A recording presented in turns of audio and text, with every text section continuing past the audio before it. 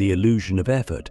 Why Taoists refuse to fight life. You're probably used to thinking that if something is difficult, it must be meaningful, that effort equals worth, that the harder you push, the more you grow, that suffering builds character. It's the story we've been told since childhood: grit, discipline, hustle. We glorify the grind. We think the universe owes us results if we just try hard enough. But what if that entire mindset is based on a fundamental misunderstanding of how reality works? What if the struggle isn't noble, but unnecessary? What if effort is not the path, but the distraction?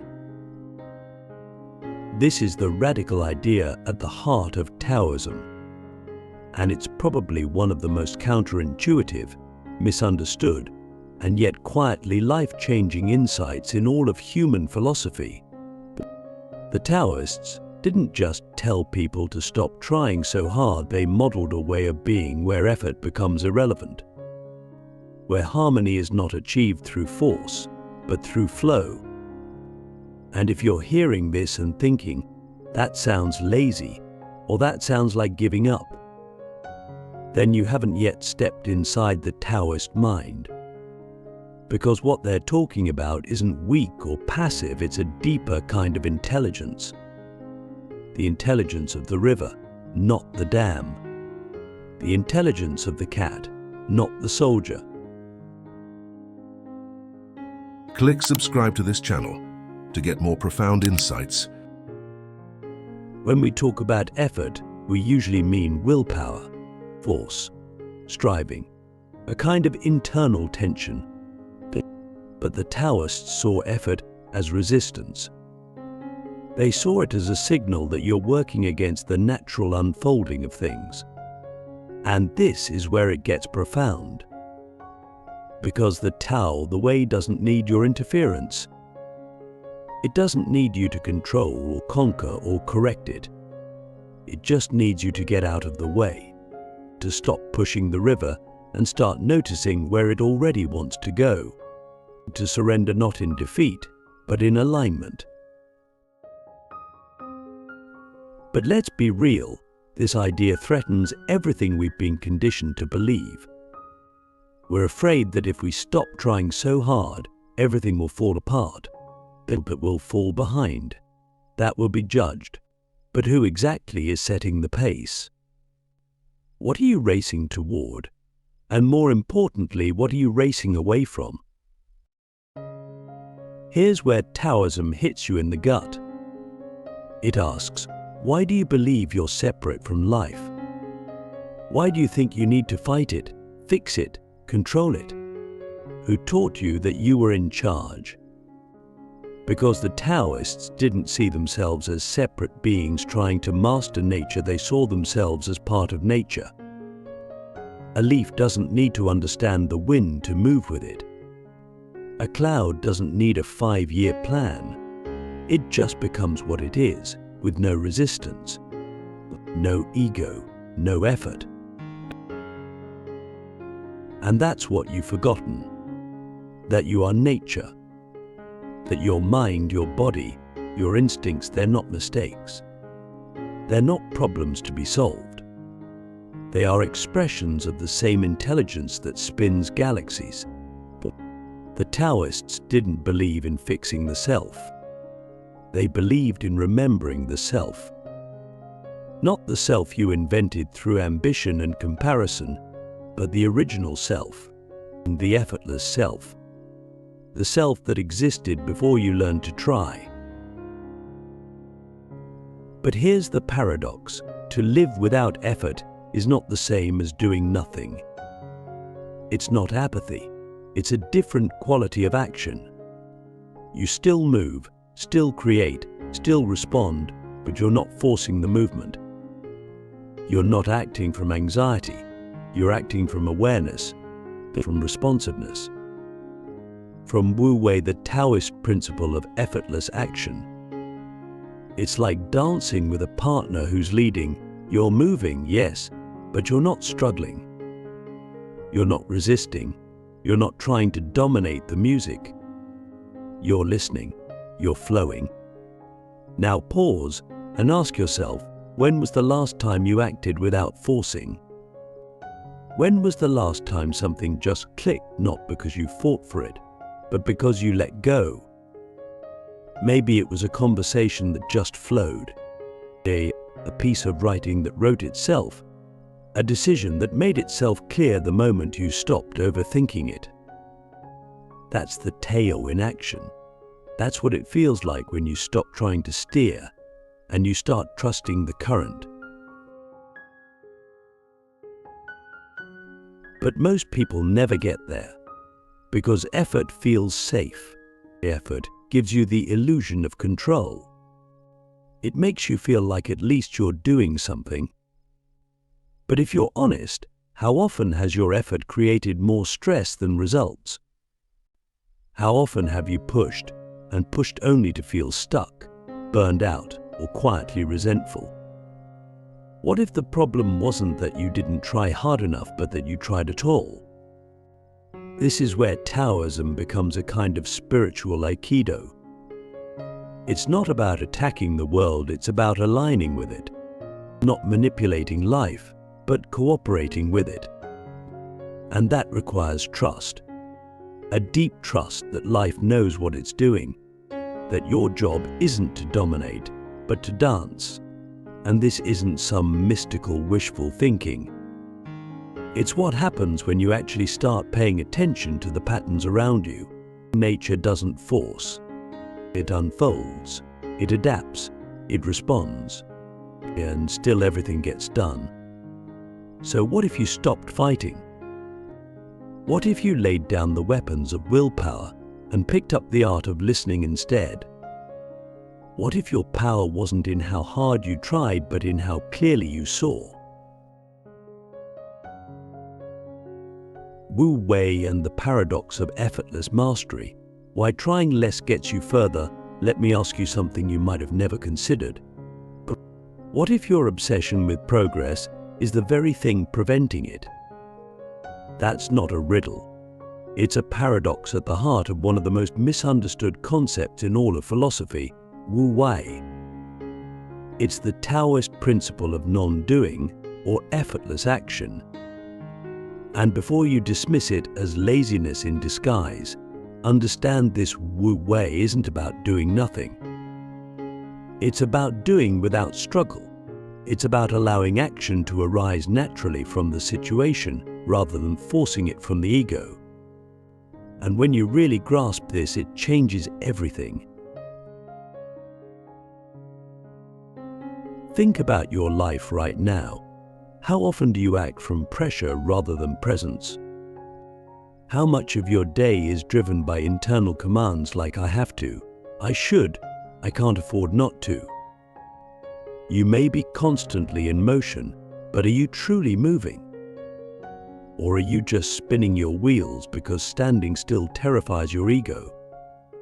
Wu Wei invites you to stop pushing and start participating. It's not passivity, it's precision. It's the archer who doesn't aim harder but steadier. It's the musician whose fingers move not with effort, but with grace. It's the athlete who enters the zone not by trying more, but by letting go of trying completely. This is the paradox of mastery. The moment you stop trying to control the outcome and begin responding to the rhythm of the moment, you perform at your best. Not because you've exerted more force, but because you've aligned with the flow. Let's use a modern metaphor. Imagine a surfer. They don't create the wave, they wait for it. They watch, they feel, and when the wave comes, they don't fight it, they ride it. That's Wu Wei. The mastery isn't in overpowering nature, it's in trusting it, in listening deeply, in knowing that the wave doesn't need your dominance, it needs your cooperation. So ask yourself, are you surfing life's waves, or are you trying to swim upstream, hoping that enough discipline can turn the current around? This isn't just a poetic idea, it has real-life consequences. The more you try to force outcomes, the more resistance you create. The more attached you are to how things should go, the more you suffer when they don't. But when you act from Wu Wei, you stop moving against life and start moving with it. You stop needing guarantees. You stop needing to prove yourself. And paradoxically, you begin to experience real success, not because you chased it, but because you became the kind of person who naturally attracts it. And here's the wild part. This principle works in everything. For relationships, creativity, business, even healing. When you stop trying to manipulate people into loving you, you become more lovable. When you stop overthinking your art, it becomes more powerful.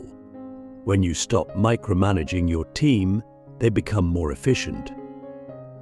When you stop forcing your body to heal and start listening to it, your recovery becomes more intelligent. But this demands a level of humility that most people resist. Because Wu Wei requires you to admit that you are not the master of the universe, that your plans, as clever as they seem, are often blind to the bigger picture, that your mind, as brilliant as it is not always wiser than the moment.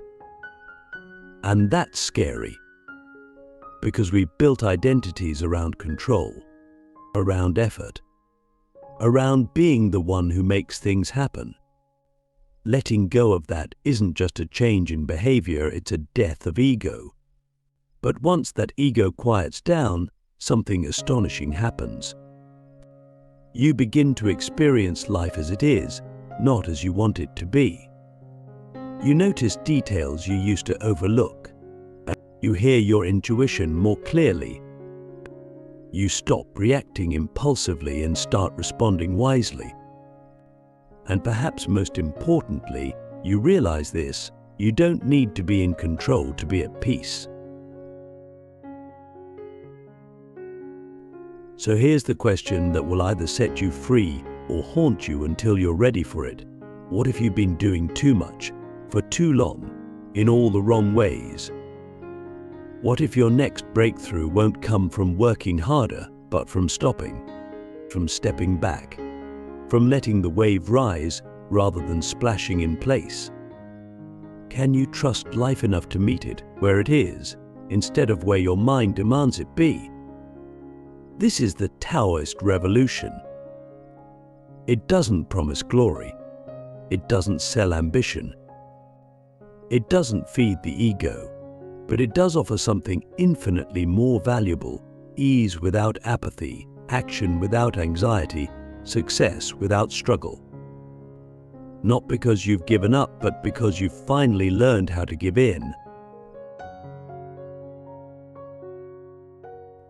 The stillness that moves the world, how nature reveals the power of non-resistance. Look outside your window at a tree, a cloud, a stream, or even a blade of grass. Nothing there is trying. Nothing is straining to be more than it is. And yet, everything is happening. Leaves turn toward the sun. Rivers carve through mountains. Seeds split quietly underground, becoming forests. Nature moves with a kind of stillness that defies logic. It doesn't hustle, it doesn't panic, and yet it accomplishes more in a season than most humans do in a decade of stress. Why? Because it doesn't resist itself. It doesn't argue with reality. It allows. And in that allowance, it becomes unstoppable.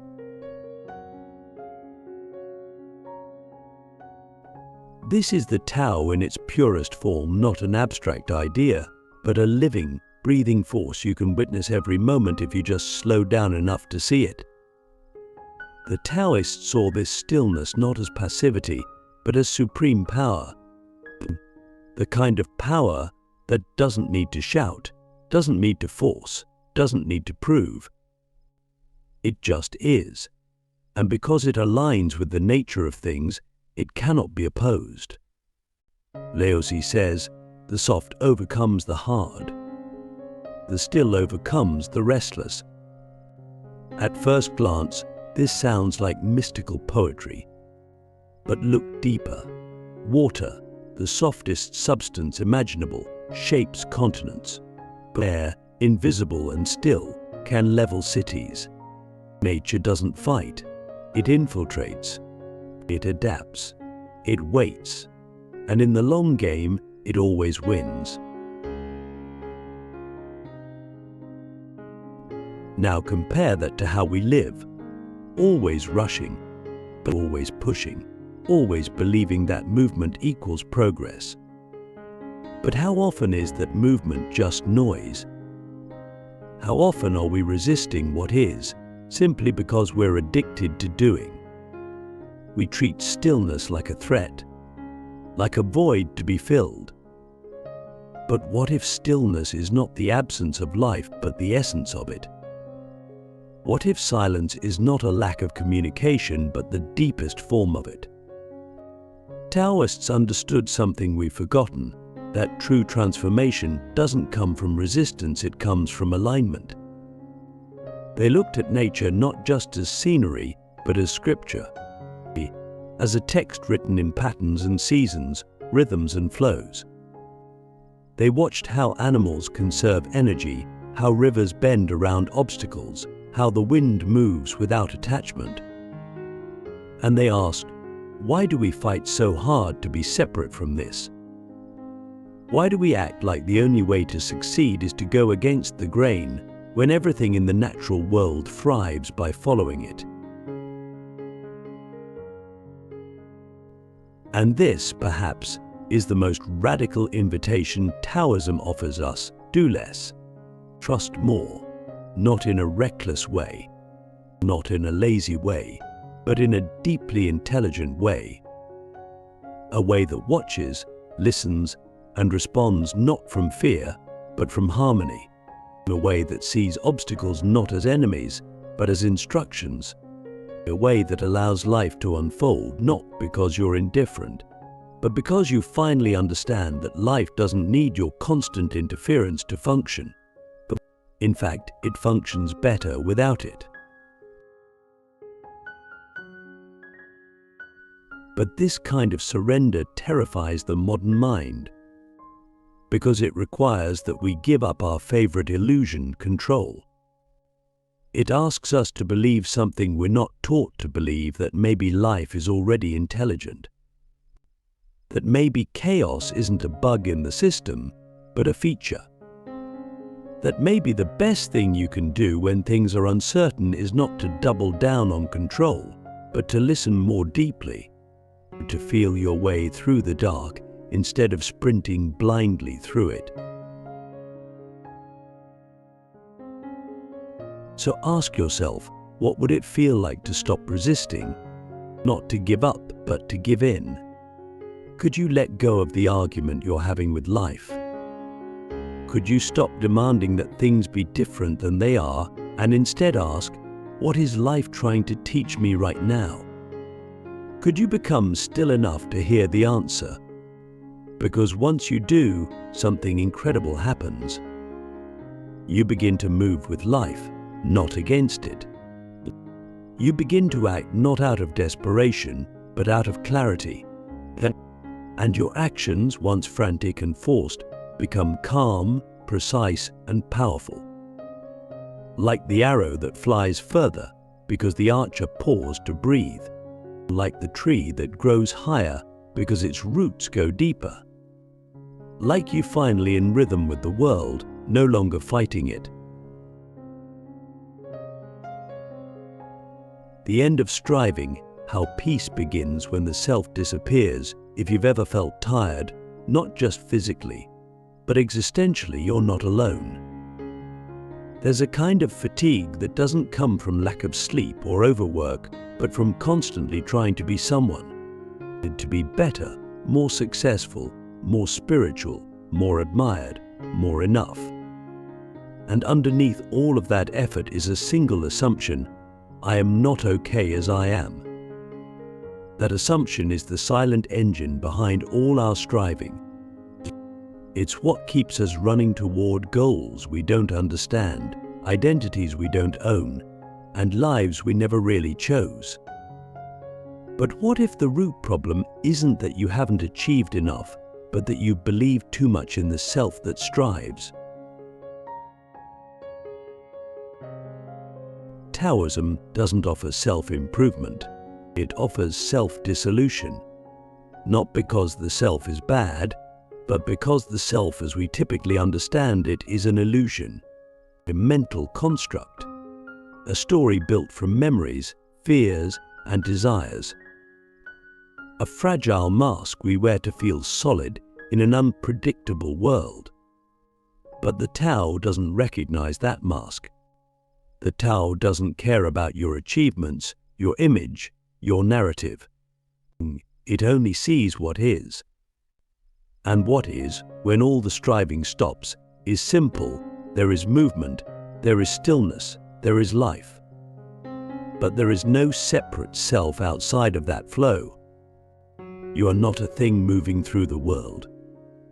You are the world moving. This is why striving creates suffering. Because striving assumes a separation, a gap between me and what I want, a chase or a reaching. And as long as that chase continues, peace is always one step away. But when the self dissolves, when the illusion of separation collapses, there is nowhere to go, nothing to prove, nothing to become. But there is only being, presence, Tao. That's why the Taoists didn't worship achievement. They didn't chase enlightenment. They didn't fight to transcend the world, they disappeared into it. They became like water, transparent, formless, and free. And in doing so, they found the peace that effort could never deliver. Not the peace that comes after success. The peace that was always there, behind the noise of becoming.